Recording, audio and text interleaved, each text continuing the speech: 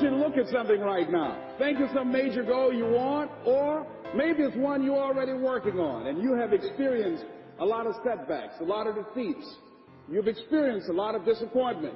Maybe you've already given up. And maybe you just need a little fire, a little encouragement to get back in the game again. Here's what I want you to look at. There are winners, there are losers, and there are people who have not discovered how to win.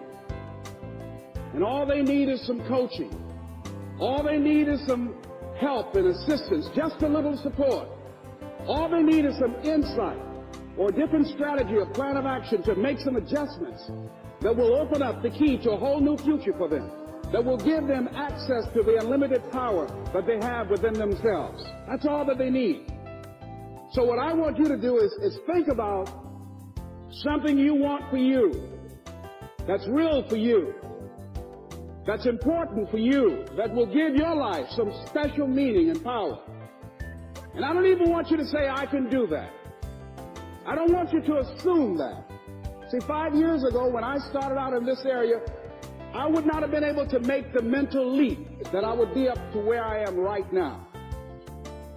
I don't want you to begin to just psych yourself out. No. I want you to be able to say something to yourself that will enable you to maintain a level of integrity with yourself.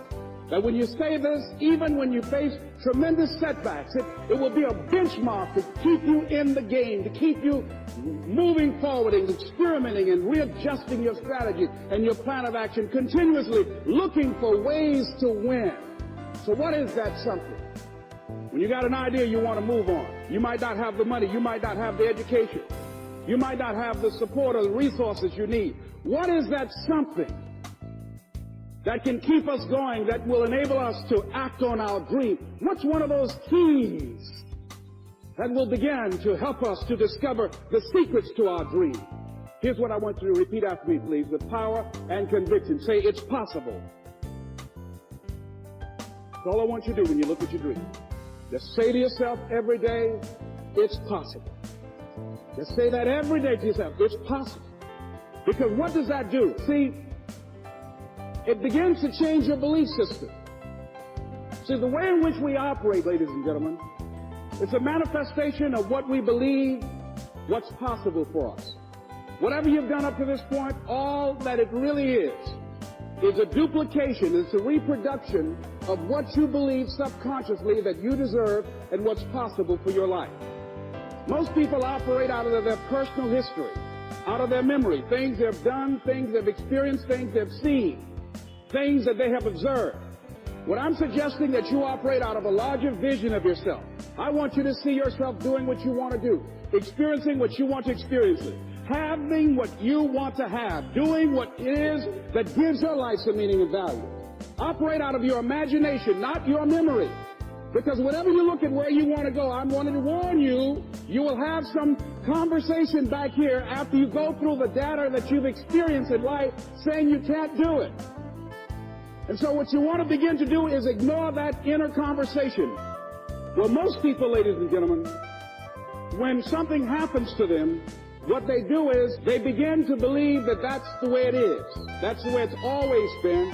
And they can't see the possibility of it being any different. Example, before April 1954, the common belief, the universal belief, because it had been tried again and again and again and people had failed, the belief was that man was not physically capable of breaking the 4-minute barrier, that he could not run a mile in less than 4 minutes. That was the belief on the planet. It had never been done. But here's what happened, ladies and gentlemen. Roger Bannister came along, and he broke the 4-minute barrier. Now, here's what's significant about that. Since that time, up to this day, over 20,000 people have done it, including high school kids. What changed? 20,000 people. What changed? Here's what happened when they got on the track. They knew it had been done.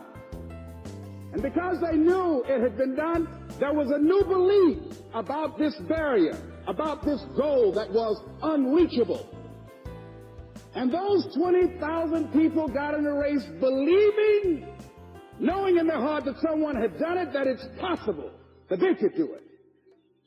And I'm saying that if you know anybody that had some goal, some dream, something they wanted to do, and they did it, then I'm saying that you know in your heart that if someone has done it, then you can do it. It's possible. And that if someone can make their dream become a reality, that it's possible that you can make your dream become reality. And so as you begin to look at where you want to go, beginning to embrace that, it's possible. I'm blessed and highly favored. I've got a lot going for me. I've got some good stuff in me. And it's possible that I can bring my greatness out here in the universe. That I can do what I want to do. It's possible I can write my own book. I can have my own business. I can take the trip and travel around the world. It's possible. I can bounce back from adversity and reinvent my life. It's possible. Regardless of where I am, the things can get better for me. It's possible. I'm thinking about two men right here in Chicago who were fairly successful, similar background, educated. They worked for a corporation for many years, and they were among many people that were laid off. Two guys who were very good friends. One went out looking for a job for several weeks, along with the other one, and they faced disappointment and rejection again and again and again. They couldn't find any work, which is the story of many people across this country. One guy stopped. He became discouraged. He stopped going. He stayed home looking at television, became very argumentative and toxic with his wife, drinking beer, getting on the phone, talking to his other negative, unemployed friends. And he just gave up. The other guy kept looking for a job everywhere he could go. Every time he could get an opportunity, kept asking people, networking, checking the newspapers every day. Kept going everywhere he could, trying to find a job. You have too much education. You're overqualified. You won't be here long enough. He kept going. He kept going.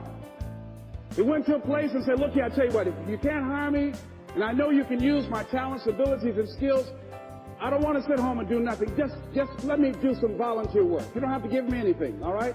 I just want to work. I want to be busy. Guy said, okay, it's on you now, but don't expect me to give you anything. It's okay. This guy came in and worked. He was the first one there. The last one to leave was the best employee there. About 4 weeks later, one of the top managers quit. They were looking for a replacement. Guess who they selected? This other guy. This guy who was volunteering his time. He got the job. What was the difference between the two men? Eyesight and mindsight. Eyesight is judging on what you see. Judging according to appearances. But mindsight is how you interpret what you see. One guy said, it's not possible, it's over, I'm finished. I can't do it. I can't make it. He surrendered. I've faced rejection again and again. I'm not going anymore. There are no jobs out there. But this other guy, he felt that in spite of the no's and rejections, in spite of how bad the economy is, in spite of what the newspapers are saying, that it's possible that somebody somewhere will give me a job. He just kept going, thinking it was possible. And guess what, ladies and gentlemen? That's what we have to do with our dreams.